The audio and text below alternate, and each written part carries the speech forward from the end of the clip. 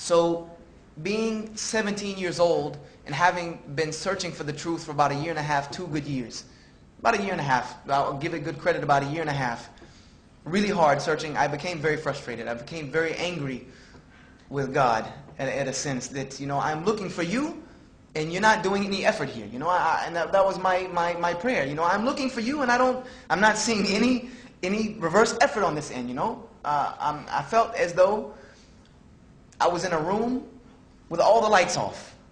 In every doorway, there was about 50,000 doors in the room, and I knew one of them took me out of here, but the lights were off, and the only way I was going to know was be able to read the signs on the door, And I was trying to feel my way through this foolishness to find the right door, and I really got frustrated, And I'm asking God, why don't you just turn on the light for me, please? Just let me out of this foolishness. So needless to say that at the age of 17, when you don't have anywhere else to go, there's a lot of friends that can show you a lot of places to go, trust me. So I needless to say, I got into the worldly life, as they call it, the street life. And I'm a perfectionist at heart. Anything I do, I want to be the best at it. If I was a Christian, I wanted to be the best. If I wanted to be a Bible scholar, I was determined to be the best. So when I decided to get into the street life, for sure no one was going to outdo me. So I went from one way to extremely the other way really quick. I was getting into trouble, getting kicked out of school. I got expelled. I had to go to night school. I was getting arrested. All these things were happening to me at the age of 17. And my grandmother she was bewildered at all of this. She had no idea what had happened to me. And she was always there telling me, what happened to you? And I would tell her, that I'm tired of looking for God. I know He's there, but He doesn't care about me. I must not be that important if I'm looking for Him and He's not looking for me. So I said, I don't want to hear that. I'm going, I'm leaving. And I would be out of the house. And I stayed out of the house all the time. Because at that time I had a license, could do what I wanted to do. There was 2 incidents that changed all of that. The first incident, I got into a car accident wherein me and my friend were doing about 60 miles an hour on Interstate 385 on our way back from Clemson University. And just so happened that I got accepted into Clemson University on a baseball scholarship and got kicked out a month and a half later because I got arrested for a fight. So this is what that life was doing to me. And so anyway, I was still going to Clemson because all my friends were going, and we were on our way back from Clemson from a party. And it just so happened that night that we were really tired, and I never wore my seatbelt. It was just something I didn't do.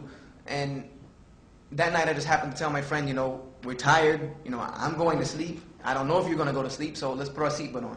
If we run off into the ravine, at least we have our seatbelts on. So we did that, and we did run off into the ravine. Needless to say, we flipped the car about 6.5, 7 times. They say, like who's counting? It was flipped quite a bit of times. And at the end, one half of the car, the back end of the car was on one side of the street and the other half was the other. The car broke completely in half. And I was awoken by the accident, which the road coming at you at about 60 miles an hour in your face will tend to do that. And after the accident, I didn't even know what to think. Like, I didn't know what happened. I didn't know if I was dead, alive, out-of-body experience. I didn't know. I didn't know what was going on. I just knew that I need to get out of this car because I remember movies, cars flip, they roll, they blow up. So let me get out of this car. So I got out of the car, and I pulled my friend out, and he had 2 broken ankles. Not really broken ankles. He had a broken leg and a broken ankle. And I had a piece of glass sticking out of my arm, which I still have a scar to prove it, but it was nothing. I pulled the glass out, wrapped it up in my T-shirt. It was not a big deal. I got out on the sidewalk and started counting body parts, because I looked at the car and figured that there has to be something missing, something broken, gash, something.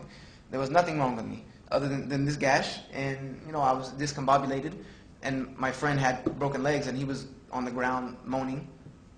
And it just so happened, at that time, there was a police officer traveling the other way. He saw the accident, turned around, came back, and I was standing on the edge of the road trying to find my cell phone in all my pockets while my friend was maybe 10, 15 feet down the road in the ditch. The officer pulled over, got out of the car. I guess he didn't notice that there was not another car parked on the side of the road, but he got out and he asked me, he said, "Did you see the accident?" He came up to me, he said, "Did you see the accident? Did you see what happened? Do you know where the people?"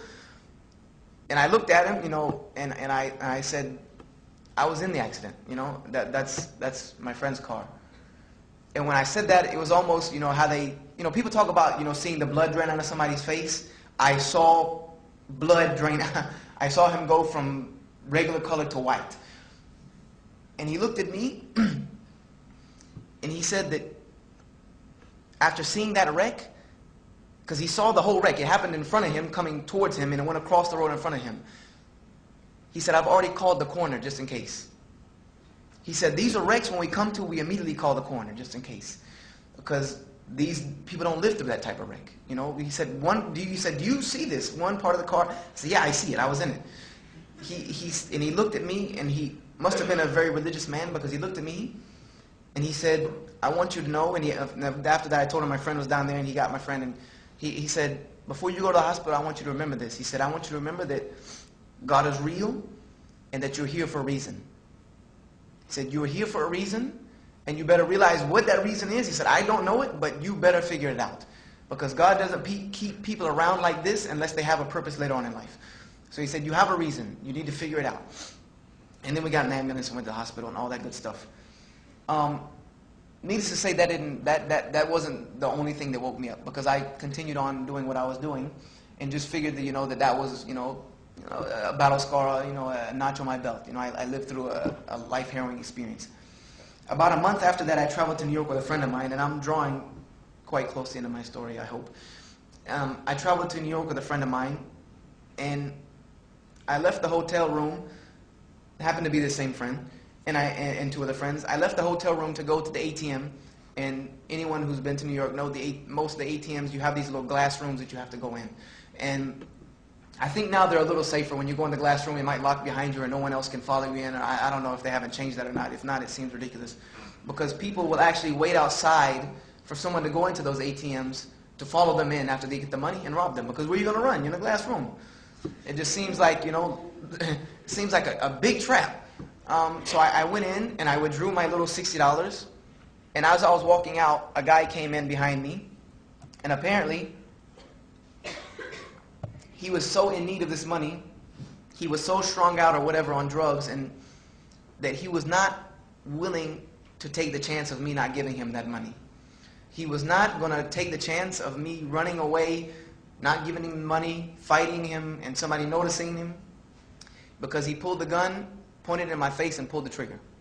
He didn't say a word. He didn't ask anything. He didn't say anything. He put the gun in my face, which by the look of the gun, I would say it was probably a .357, because it was huge. But of course, you know, maybe just because there's a gun in your face, all of them might look huge. But this one looked really big. It looked like a cannon.